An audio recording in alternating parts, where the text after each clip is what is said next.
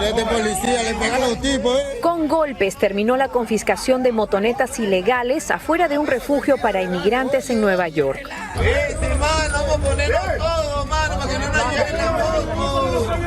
En el enfrentamiento, la policía arrestó a 6 personas y algunos oficiales dicen que fueron agredidos. Por el simple hecho de que no nos queríamos dejar quitar las motos. Él es uno de los 6 arrestados que luego fueron liberados y expulsados del refugio. Porque me metí a ayudar al compañero que le estaban pegando, como 4 o 5 policías le estaban pegando ahí en esa esquina. Ahora no tienen el sustento para sus familias y deben asistir a la corte criminal por supuestamente resistirse al arresto y agredir a la policía. Muchísimas gracias por volver, tu amiga Patricia Arbulú, y empezamos con imágenes de Nueva York, pero con una de las escenas que ya vienen a ser lamentablemente un común denominador, ¿no? El accionar de los policías en la confiscación de motociclistas y de motocicletas. Sí, señores, porque no es que confiscan al motociclista, pero la moto sí. Y ahorita, espérese tantito que le digo qué es lo que hacen con la moto. Y a los motociclistas, pues, se les pide que no se resistan. Miren, esto es muy lamentable y esto está ocurriendo con nuestros hermanos migrantes, en su mayoría recién llegados y en su mayoría de origen venezolano. Tenemos que decir que lamentamos también la manera en que se presentan estas noticias y nos producen una gran preocupación, porque sabemos todos los que vivimos en la Unión Americana y cuando llegamos aquí lo primero que te dicen es que no te metas en problemas para no llamar al arbolito de colores que es conocido pues la policía por sus colores, ¿no? Que tienen el azul y rojo de sus autos. Entonces te dicen no, pórtate bien y no va a pasar nada. Y es verdad, mientras que tú te portes bien, no pasa nada. Hay personas que están sin documentos por décadas y no se han metido en ningún problema y no han tenido que lidiar con un enfrentamiento con las autoridades. Lo que pasa en este caso es de que lamentablemente el flujo migratorio en su mayoría de nuestros hermanos venezolanos es un común denominador el no seguir las reglas, y yo creo que nos entendemos desde quienes me están escuchando, ¿verdad?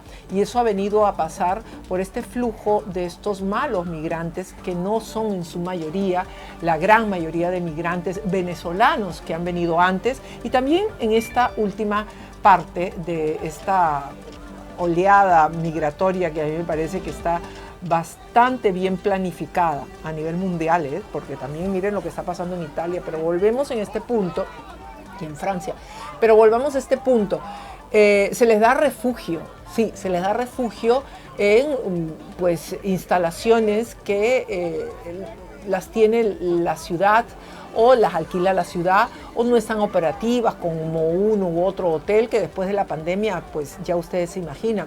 Entonces con dinero de todos los contribuyentes, en este caso del estado de Nueva York y así de los diferentes estados, pues se les proporciona a nuestros hermanos migrantes que vienen indocumentados, pues se les proporciona las 3 comidas, en el caso de los bebés los pañales, las vacunas, todo, inclusive un dinerito para que se puedan movilizar los primeros meses, pero hay normas que tienes que venir a dormir. Y obviamente te consigues un trabajo, pero sabes de que aunque sea de noche, pues tienes que decirles cuáles son tus horarios, porque las reglas son tener que venir a dormir, porque también esa cama y ese espacio lo necesitan otros. Por esto que es una crisis migratoria la que está viviendo Estados Unidos de América. En su gran mayoría hermanos venezolanos, que cuando te dice el policía, por favor, entrégame la motocicleta, dame el registro, no están con registro. O sea, se las han comprado cual bicicleta, las utilizan y no tienen ni placas ni chapas, o sea, no están debidamente documentadas y son pues vehículos de movilizarse en la ciudad de Nueva York, donde hay muchísimo transporte público. Es más, los neoyorquinos casi no tienen coches, autos, porque utilizan el transporte público. Pero los venezolanos recién llegados se echan de sus motos y no las identifican no pasan por las autoridades, entonces él les pide los documentos, al no tenerlos se los confiscan. Y no hemos tenido la maquinita, pero hay una maquinita donde hay un camión, las echan ahí y las muelen. Así de simple, inmediatamente, para que no haya cosa de que creas de que estamos haciendo negocio con propiedad privada, que es la de estos hermanos que lamentablemente no siguen las reglas. Ahora bien, hay un informe que nos pone en mayor perspectiva, porque hay que hablar de este mal que tenemos, no solamente en la Unión Americana, a nivel mundial. El Perú lo está sufriendo, esta migración que se desborda por los malos gobiernos, que todo indica que es una manera de accionar para crear un caos, una crisis, como cuando llegó Fidel Castro a Cuba, hizo el desbarajuste y empiezan, ustedes saben, por todos lados están los cubanos en el mundo regados. Bueno, igual los venezolanos. Habemos de todo lugar del mundo, pero donde hay más, ¿por qué será? Hay que tener mucho cuidado y por supuesto los malos gobiernos que entran ahora, el comunismo entra a través del voto popular, a diferencia de antes, ¿no? Entonces esta es una realidad y nosotros queremos agradecer a UNO TV de Nueva York por este informe. Después de 14 meses en que la ciudad de Nueva York empezó a tener los primeros síntomas de lo que se describió inicialmente como una crisis migratoria, miles de neoyorquinos empiezan a quejarse sobre cómo sus vecindarios y servicios ya no son los mismos. Las palabras de su alcalde resuenan en la Gran Manzana, quien calificó este fenómeno como una catástrofe. This issue will destroy New York City. Destroy New York City. We're getting no support on this national crisis. El alcalde acusó a la administración Biden por no tener hasta ahora respuestas claras al flujo indetenible de inmigrantes. Un discurso que se suma a las propias quejas de neoyorquinos que reclaman que no se instalen inmigrantes en sus barrios. Así sucedió en el barrio de Staten Island, donde la construcción de un albergue frente a una escuela ha indignado a los residentes. A su vez, los recién llegados en busca de asilo también se quejan de la situación en la que se encuentran. Este es el caso de Alan, un venezolano que llegó hace poco tras cruzar la frontera entre México y Estados Unidos. Porque no nos ayudan como Evas. Nos mandan por una cosa donde hay muchas personas, entonces uno se va de ahí porque, o sea, si van a ayudar, trátenos como seres humanos, no como si fuéramos unos animales, porque somos personas. Y tenemos muchas cosas que agradecerle también, pero más, o sea, tampoco nos traten así. Ahí está, yo tenía un trabajo, pues todo un refugio donde uno se refugia y obviamente salí y busco un trabajo. Entonces ellos no me permitieron el acceso el día siguiente, que vine cansado del trabajo porque yo me habían sacado el listado porque yo no dormí. Yo estaba trabajando, pues entonces me mandaron a hacer proceso otra vez. La cifra de 110.000 solicitantes de asilo que han llegado ya a Nueva York no solo complica las arcas municipales o los servicios sociales de la ciudad, también es una batalla política que le está pasando factura al presidente Biden. A nivel interno, las palabras de Eric Adams de decir que la llegada de estos inmigrantes va a destruir la ciudad le ha generado muchas críticas y también solicitud por parte de otros compañeros de partido de que se haga lo contrario, que se den más recursos a los recién llegados. Y esta semana hemos visto noticias de nuestro hermano país de Venezuela, ¿verdad? Donde hay un tirano que se sabe y hay evidencias que tiene un cartel narco que es el que gobierna. Y sin embargo, bueno, así lo vemos y hemos visto noticias de Venezuela con respecto a que tomaron una cárcel, ¿verdad?, de Torocón, sí, en el estado de Aragua. Y eso ha sido una noticia a la orden del día. Lo que pasó en Torocón, en la cárcel de Aragua, que se suponía que iba en búsqueda de quebrar la banda más criminal y sanguinaria de los últimos tiempos de América Latina, el Tren de Aragua, que había hecho de esa cárcel su centro de esparcimiento, era su Disneylandia, ¿no?, del Tren de Aragua, más o menos parecido, porque tenía todo, cancha de tenis, de golf, de béisbol, piscina, discoteca, supermarket, heladería, no, es que tenía todo, inimaginable, y todos sus negocios, el negocio de la moneda Bitcoin, tenía para armas, tenía de todo. Entonces, la autoridad máxima aparentemente los sorprendió. De sorpresa no hay nada, porque hubo 4 horas en que todos los moradores de alrededor de esa localidad del Torocón que tiene el mismo nombre que la cárcel, sabían que iban a llegar del gobierno a hacer esta incursión en esa cárcel. Increíble, ¿eh? Todo es increíble. Pero salió así muy serio la autoridad máxima en lo que se refiere al comando del Ministerio del Interior de Venezuela, y sale así Remigio Ceballos diciendo estas palabras. Hemos dado un duro golpe contra las conexiones delictivas para delitos tan horrendos, que todos son horrendos, pero delitos como la trata de personas, el narcotráfico, el secuestro, tienen las más altas penas en nuestras leyes.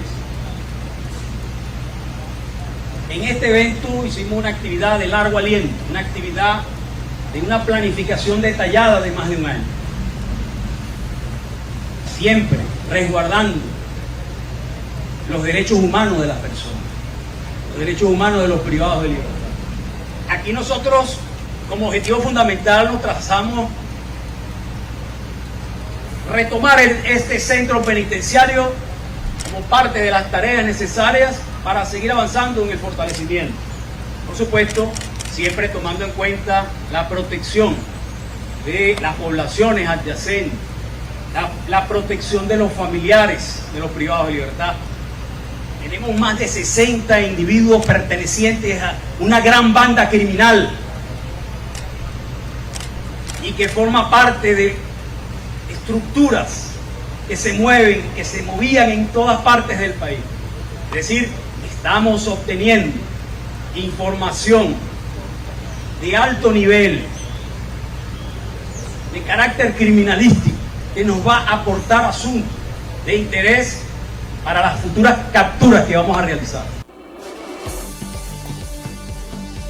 Vamos a darle la bienvenida en esta tardecita para conversar con una de las mujeres más valientes, diría yo, y que hoy más que nunca, a esta periodista de investigación, esta ciudadana venezolana, más que nunca, pues hoy los focos de atención a nivel mundial estamos perplejos de la veracidad de ese libro en el cual ella plasmó la realidad del Tren de Aragua en la cárcel de Torocón. ¿No?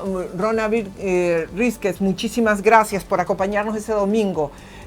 Hablaba de tu libro y me he enterado de todas las vicisitudes que tuviste que incurrir para poder realizar ese libro del Tren de Aragua y de este allanamiento y de estas fugas de esta cárcel que no es ninguna cárcel, de este lugar de esparcimiento del Tren de Aragua, diría yo. Sí, gracias por la invitación, muy amable, un gusto conversar con ustedes. Muchas gracias. ¿Te sorprende todo esto? ¿Te sorprende lo que ha dicho el ministro de Remigio Ceballos diciendo de que esto ha sido un éxito, que todo esto le sorprendía, de que solamente un deceso de los militares, 4 arrestos y que se están recapturando hasta ayer en la tarde del sábado 87 personas y que todo ha sido un éxito? ¿A ti te sorprende todo esto? Me sorprendió la toma, debo decirlo, me sorprendió la toma. Me sorprende que el ministro, me sorprende la sorpresa sobre todo lo que pasaba y había dentro de Tocorón, porque pues era algo que se sabía en Venezuela y en otras partes del mundo desde hace ya varios años. En 2015, 2016 se publicó un reportaje donde se mostraba la piscina y todas las instalaciones de Tocorón, gracias a videos que se consiguieron y filtraciones. Y luego pues ha sido constantemente denunciado esto y pues por supuesto también en mi libro yo lo escribí. Eso me sorprendió. El hecho de que el ministro diga que fue un éxito, pues es algo que no es que no haya sido un éxito, o sea, es un éxito el hecho de si su objetivo era desalojar la prisión, si su objetivo era cerrar la prisión, sacar todo lo que había dentro de la prisión, sacar a las personas que estaban dentro de la prisión, pues eso lo consiguió efectivamente. Y eso significa indudablemente un duro golpe a la organización Tren de Aragua, porque la prisión era la base de operaciones de la organización Tren de Aragua. Sin embargo, no se sabe qué pasó con los líderes del Tren de Aragua que estaban en la prisión no fueron, o sea, no fueron atrapados por las autoridades. Bueno, está raro decir atrapados, porque si estaban presos, ¿cómo van a ser atrapados? Pero bueno. Bueno, y eso que yo no llamaría cárcel, ¿no? Ellos superaron la cárcel de Envigado, ¿no? O sea, superaron a Pablo Escobar. Se superaron. Así es. Ajá. Sí, exacto. No, eso, bueno, es una prisión, pero en realidad sabemos que no funcionaba como una prisión. Entonces, bueno, ellos, en realidad, la acción del gobierno fue, obviamente, era algo necesario. El Estado recuperó un espacio, una parte del territorio. Oye, perdón, discúlpame, Rona, discúlpame que te interrumpa. El que diga de que este es un allanamiento, donde llamó inclusive la Operación Liberación Cacique Huaycaipuro, me parece a mí realmente una ofensa, una afrenta para todos los países vecinos, para todas las personas como tú, que saben la realidad porque les consta, ¿no? Porque nosotros somos pues personas terceras que lo hemos visto porque ustedes nos han acercado a esa realidad. ¿Acaso necesitaban ese terreno? ¿Lo necesitan para otra cosa? Porque a mí, la verdad es que a mí me suena muy mal el que nos digan de que esta ha sido una liberación, de que esto les sorprende. O sea, ¿necesitan, tú que eres periodista de investigación, necesitaban este espacio el gobierno? ¿Lo necesita para algo? Bueno, en realidad lo que yo creo que el gobierno necesitaba era demostrar que efectivamente estaba tomando medidas contra el Tren de Aragua, aunque en el caso del ministro no ha mencionado todavía al Tren de Aragua, pero sí que estaba tomando medidas contra el Tren de Aragua porque, bueno, había mucha presión internacional, había mucho señalamiento desde países como Colombia, Perú, Chile, donde opera el Tren de Aragua y donde algunas autoridades importantes de estos países habían exhortado al gobierno de Venezuela a tomar medidas porque habían identificado que las órdenes de las actividades irregulares, ilegales que ocurrían y de los delitos que ocurrían en sus países provenían desde la prisión de Tocorón. Entonces, estas autoridades exhortaban al gobierno de Venezuela a tomar medidas contra la prisión. Así que yo creo que de alguna manera esta acción puede obedecer o puede ser una respuesta a esta exhortación. Pero ¿no te parece una afrenta a ti? Porque yo sé que todos los lugareños del área de esta ciudad de Torocón, que precisamente tiene por nombre esta prisión también como Torocón, sabían 4 horas antes de que iba a haber este allanamiento y no encuentran a ninguno de los líderes y encuentran un montón de túneles. Lo concreto en este momento es que la prisión fue desalojada, los pranes y jefes de Tocorón no se sabe dónde están. El desalojo de la prisión no significa el desmantelamiento del Tren de Aragua, no significa que el Tren de Aragua desapareció, o puede que la base de operaciones del Tren de Aragua haya desaparecido, pero la organización no ha desaparecido con esto. Es un golpe, sí, al Tren de Aragua, pero insisto, todavía no podemos hablar de que la organización haya sido desmantelada ni que no vaya a seguir operando. ¿Nos pudieras decir si todo esto tiene un sentido realmente para la paz de los hermanos países? ¿Tú crees?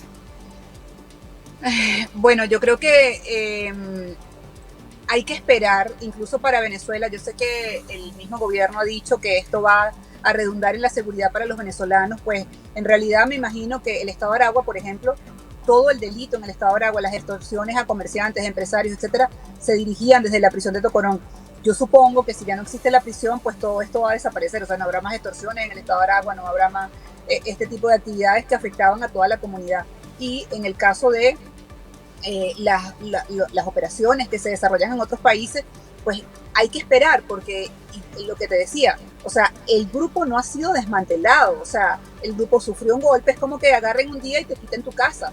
Te quitan tu casa, pero tú sigues trabajando, te buscas una casa distinta, te buscas otra casa, te mudas. A eso es lo que voy, Rona. A mí me parece de que la base de operaciones, con esto que dicen los lugareños de que 4 horas antes la sabían, lo más probable es de que esto ya ellos se las olían, los líderes. El Niño Guerrero se la olía, que era el líder máximo, sabemos. Entonces, a lo mejor ya tienen inclusive otra base, que simplemente esto es un espectáculo que se ha mediado entre la banda y el gobierno de Venezuela previamente, y todo esto es simplemente para la prensa internacional.